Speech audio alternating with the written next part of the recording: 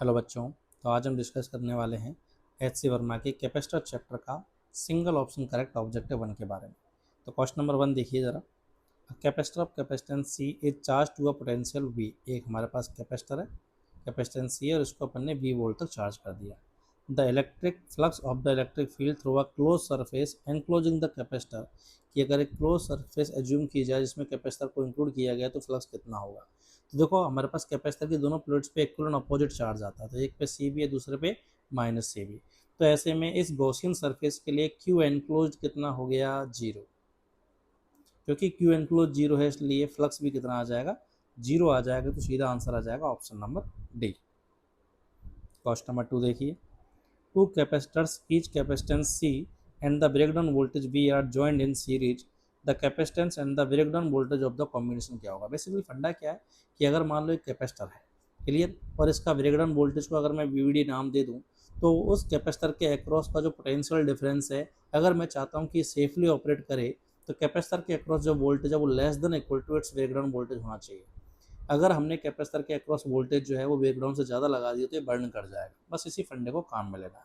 तो क्वेश्चन ने बोला है कि दो आइडेंटिकल कैपेसिटर्स और दोनों को सीरीज में लगाया गया है, क्लियर, और इसको पूछा है कि पूरे कॉम्बिनेशन का हमारे पास बैकग्राउंड वोल्टेज क्या होगा। तो वो कैपेसिटेंस तो सीधा का सीधा हमारे पास C/2 आ गई सीरीज में, क्लियर, क्योंकि सीरीज में सीक्वेंस दोनों आइडेंटिकल है तो C/2 हो जाएगी। अब बात आती है कि पूरे के पूरे सर्किट का ब्रेकडाउन वोल्टेज कितना होगा। तो एक बार के लिए मैं मान लेता हूँ सप्लाई का वोल्टेज है V सप्लाई, ठीक है, और इसकी मैक्सिमम वैल्यू निकालनी है भाई, पूरे सर्किट का हमारे पास ब्रेकडाउन वोल्टेज हो जाएगा। तो अगर ये V सप्लाई है, क्योंकि दोनों कैपेसिटर आइडेंटिकल है, ऐसे में इस पर भी VS/2 आएगा और इस पर भी VS/2 आएगा, क्लियर। अगर ये अलग अलग होते तो अपन वोल्टेज डिवाइड रूल लगा के निकालते, ठीक है। तो यहाँ पे अगर जैसे तुम VS सप्लाई लगाओगे तो हर कैपेसिटर के अक्रॉस VS/2 आएगा, और ये VS/2 जो है वो इनके ब्रेकडाउन वोल्टेज के बराबर या उससे कम होना चाहिए, क्लियर। क्योंकि ये दोनों आइडेंटिकल तो किसी भी एक कैपेसिटर से निकाल सकते हो, अदरवाइज में सारे कैपेसिटर से वी सप्लाई निकालता और उनकी जो लीस्ट वैल्यू होती वो मेरा आंसर होता। फिलहाल यहाँ पे दोनों आइडेंटिकल है, तो VS/2 must be less than और equal to breakdown voltage V, then V supply must be less than equal to 2V। मतलब पूरे कॉम्बिनेशन के अक्रॉस जो मैक्सिमम वोल्टेज लगाया जा सकता है दैट इज 2V। तो आंसर आ गया हमारे पास कि कैपेसिटेंस तो हो जाएगी C/2 और हमारे पास जो वोल्टेज आएगा दैट इज 2V। तो correct answer is option number D, ठीक है। क्वेश्चन नंबर 3 देखिए जरा। If in the capacitor in the previous question are joined in the parallel, the capacitance and the breakdown voltage of the combination क्या होगा। ठीक है, same concept पे question है कि ये दो हमारे पास कैपेसिटर है, आइडेंटिकल है, तो ऐसे में पैरेलल कॉम्बिनेशन में तो कैपेसिटेंस सीधा अपन बोल सकते हैं 2C हो जाएगा। अब ब्रेकडाउन वोल्टेज निकालना है, तो अपने इस कॉम्बिनेशन के अक्रॉस कितनी मैक्सिमम सप्लाई लगाई जा सकती है वो पूछा है। ठीक है, तो मान लेते हैं वो सप्लाई है VS, क्योंकि दोनों पैरेलल कॉम्बिनेशन में तो ऐसे में दोनों के अक्रॉस वोल्टेज सेम होगा। और अगर वोल्टेज अगर सेम है तो हमको पता है कैपेसिटर के अक्रॉस जो वोल्टेज है उसके ब्रेकडाउन के बराबर या उससे कम होना चाहिए। तब किसी भी कैपेसिटर से चेक कर लो, दोनों से यही रिजल्ट आ रहा है कि सप्लाई की मैक्सिमम वैल्यू जो है वो एक किसी भी एक सप्लाई की जो मैक्सिमम वैल्यू जो है हमारे पास वो ब्रेकडाउन वोल्टेज के बराबर या उससे कम होगी। तो मैक्सिमम वोल्टेज कितना लगा सकते हैं, V। तो correct answer is option number C। Question number 4 देखिए। The equivalent capacitance of the combination shown in the figure कितनी होगी हमारे पास। A और B इन दो टर्मिनल्स के अक्रॉस इक्विवेलेंट कैपेसिटेंस बतानी है। तो देखो ये हमारे पास दोनों पैरेलल में हो जाते, लेकिन बीच में कैपेसिटर आ गया, तो इसको एक बार तो सिंप्लीफाई करते हैं जरा। ये जो कैपेसिटर है इनके दोनों टर्मिनल्स जो है वो कॉमन हो रखे हैं, मतलब यहाँ का पोटेंशियल अगर x है तो यहाँ का भी x होगा। तो ऐसे में इस कैपेसिटर के अक्रॉस पोटेंशियल डिफरेंस कितना हो गया, जीरो। तो अगर पोटेंशियल डिफरेंस जीरो तो ये कोई भी एनर्जी स्टोर नहीं करेगा, इसको सर्किट से हटा सकते हो। अब ये सिंपली दोनों कैपेसिटर हमको दोनों पैरेलल में नजर आ रहे हैं, तो C इक्विवेलेंट डायरेक्टली कितना आ जाएगा, 2C के इक्वल, ठीक है। क्वेश्चन नंबर 5 देखिए। अ dielectric slab is inserted between the plates of an isolated capacitor, कि ये हमारे पास एक आइसोलेटेड कैपेसिटर है, इस पर मान लो Q चार्ज है, -Q चार्ज है। हमको पता है, ठीक है, कि इन दोनों के बीच म्यूचुअल फोर्स कितना होगा। अगर मेरे को इन दोनों प्लेट्स के बीच म्यूचुअल फोर्स निकालना है तो मैं मान सकता हूँ -Q जो है +Q के इलेक्ट्रिक फील्ड में, और +Q का इलेक्ट्रिक फील्ड कितना होगा, σ/2ε।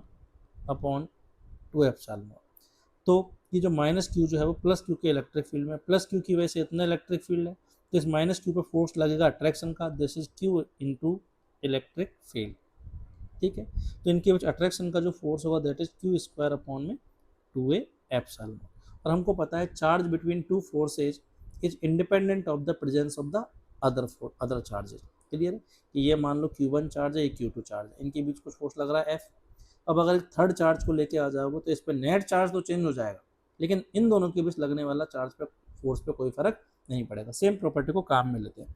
अब बोला है कि हमने क्या किया है, इस पूरे सिस्टम के अंदर कैपेसिटर के पूरे सिस्टम के अंदर एक मीडियम भर दिया, तो मीडियम भरने से नो डाउट चार्ज इंड्यूस होगा, तो इस प्लेट पे नेट चार्ज पे तो फर्क आएगा, लेकिन कैपिटल क्यू की वजह से अब भी फोर्स वही का वही रहेगा, उस पर कोई फर्क नहीं आएगा। तो इसने पूछा था फोर्स बिटवीन द प्लेट्स क्या होगा। अगर नेट फोर्स पे बात करता तो डेफिनेटली इफेक्ट आता, ठीक है, उनके बीच के फोर्स पे तो कोई फर्क नहीं पड़ेगा, तो remains unchange will be the correct answer.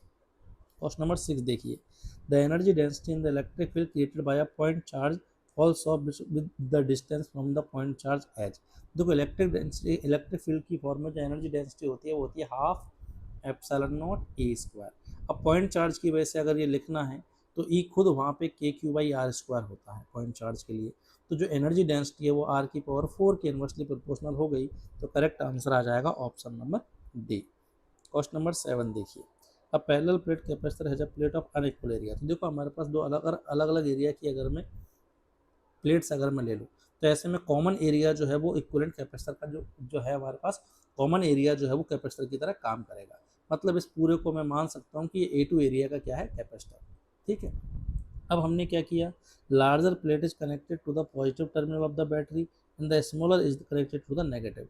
अब इसको तो हाई वोल्टेज और इसको लो से कनेक्ट कर देंगे, तो इस पर डेफिनेटली प्लस का क्यू आएगा, इस पर माइनस क्यू आएगा, इक्वल अपोजिट चार्ज आते हैं हमारे पास, ठीक है। क्यू प्लस और क्यू माइनस में रिलेशन बता, तो डेफिनेटली दोनों क्या हो जाएंगे, इक्वल हो जाएंगे, क्योंकि बैटरी जो है वो चार्ज सोर्स ऑफ चार्ज नहीं है, battery is a source of energy. तो वो केवल कर क्या कर रही है, इस प्लेट से क्यू चार्ज को उठा के यहाँ रख रही है, तो यहाँ तो क्यू चार्ज की डेफिशिएंसी हो जाएगी और यहाँ क्यू चार्ज का हायर इंक्रीमेंट आ जाएगा, तो टोटल चार्ज पे तो कोई फर्क अब भी नहीं पड़ा। तो एक पे अगर माइनस क्यू आएगा, दूसरे पे गारंटेड क्या आएगा, प्लस क्यू, तो B option is the correct answer. Question number 8 देखिए जरा, a thin metal plate P is inserted between the plates of the capacitor capacitance in such a way that its edges touches the two plates, then the capacitance कितनी हो जाएगी। तो देखो जैसे ही अपन ने इसके दोनों प्लेट्स को कनेक्ट किया कंडक्टर से, तो पोटेंशियल डिफरेंस हो गया 0 और कैपेसिटेंस होती है Q by C, sorry capacitance होती है हमारे पास क्यू अपॉन वी। तो जैसे पोटेंशियल डिफरेंस 0 हो गया तो तुरंत कैपेसिटेंस किसको टेंड करेगी, इनफाइनाइट। तो बेसिकली अभी शॉर्ट सर्किट हो गया, यहाँ का पोटेंशियल और यहाँ का पोटेंशियल सेम हो गया, तो डिफरेंस कितना हो गया, 0। क्लियर, डिफरेंस अगर 0 है तो इसकी कैपेसिटेंस कितनी आ जाएगी, इन्फिनिटी। तो answer is undetermined, D option will be the correct answer. Question number 9 देखिए, figure shows two capacitors connected in series join to the battery, ठीक है, बैटरी ई वोल्ट की उससे कनेक्ट किया गया है। The graph show the variation of the potential as one from left to the right on the branch containing. तो बोला है कि ई पोटेंशियल का वेरिएशन दे रखा है, तो C1 C2 में रिलेशन बताइए, ठीक है। तो देखो सीरीज कॉम्बिनेशन में हमारे पास सारे कैपेसिटर्स पे चार्ज सेम होता है, तो Q इक्वल टू CV से चार्ज तो सेम है, तो V is inversely proportional to C। तो जिसकी कैपेसिटेंस कम है उस पर डिफरेंस क्या होगा, पोटेंशियल का ज़्यादा। अब यहाँ से अगर मैं चलना स्टार्ट करूँ लेफ्ट से अगर राइट की तरफ जा रहा हूँ, तो पहले C1 पे डिफरेंस कितना आएगा। तो देखो पहला ये जो डिफरेंस है वो C1 का बता रहा है और ये जो डिफरेंस है वो C2 पे बता रहा है, क्योंकि C1 का डिफरेंस ज़्यादा है, V1 ज़्यादा है V2 से। अगर पोटेंशियल डिफरेंस अगर ज़्यादा है तो पक्का इसकी कैपेसिटेंस क्या रही होगी, कम रही होगी, मतलब C1 is less than C2, तो C option will be the correct answer, ठीक है। क्वेश्चन नंबर 10 देखिए, two metal plates having charge Q and minus Q face each other at some separation and are dipped into an oil tank. कि ये हमारे पास मान लो metal plate है, बेसिकली कैपेसिटर हो गया, इस पे क्यू है, माइनस क्यू है। अब इसको एक ऑयल टैंक में डुबो दिया, तो इसके अंदर एक के डाइलेक्ट्रिक कांस्टेंट का मीडियम भर जाएगा। If the oil is pumped out, तो इलेक्ट्रिक फील्ड पे बिटवीन प्लेट्स क्या फर्क पड़ेगा, ठीक है। देखो प्लेटों के बीच का जो इलेक्ट्रिक फील्ड है, मतलब अंदर के ई नेट पे क्या फर्क पड़ेगा ये पूछा है। हमको पता है किसी भी मीडियम के अंदर इलेक्ट्रिक फील्ड होता है ई वैक्यूम बाई के, वेयर के इज द डाइलेक्ट्रिक कांस्टेंट। अब तुम इससे अगर डाइलेक्ट्रिक मीडियम को निकाल दोगे तो अब ये फिर से वैक्यूम हो जाएगा। क्लियर, पहले जब मीडियम भरा हुआ था तो इतना इलेक्ट्रिक फील्ड था, अब मीडियम को निकालने के बाद केवल ई वैक्यूम हो जाएगा। तो डेफिनेटली अपन कह सकते हैं कि पहले तुम 2 3 4 से डिवाइड कर रहे थे, अब वो फैक्टर कम हो गया तो इलेक्ट्रिक फील्ड क्या हो जाएगा, इंक्रीज। तो A option will be the correct answer. इसका अगर रिवर्स बोलता कि पहले से वैक्यूम है और मीडियम भरते, मीडियम भरने के बाद नया इलेक्ट्रिक फील्ड आ जाता ई वैक्यूम बाई के, तो अब डिक्रीज हो जाता। क्वेश्चन नंबर 11 देखिए, two metal spheres of capacitance C1 C2 carry some charge, ठीक है, हमारे पास मेटल स्फीयर्स है, इस पे चार्ज है कुछ Q1, इस पे चार्ज है मान लो small Q2। They are put in contact and separated. अब इन दोनों को आपस में टच में किया और अलग अलग कर दिया। तो जैसे इनको टच में लेके आएंगे, ठीक है, तो अभी एक ही कंडक्टर बन गया, तो चार्ज का फ्लो एक कंडक्टर से दूसरे कंडक्टर तक तब तक होता रहेगा जब तक पोटेंशियल सेम ना हो जाए। तो फाइनली दोनों का पोटेंशियल क्या हो जाएगा, सेम।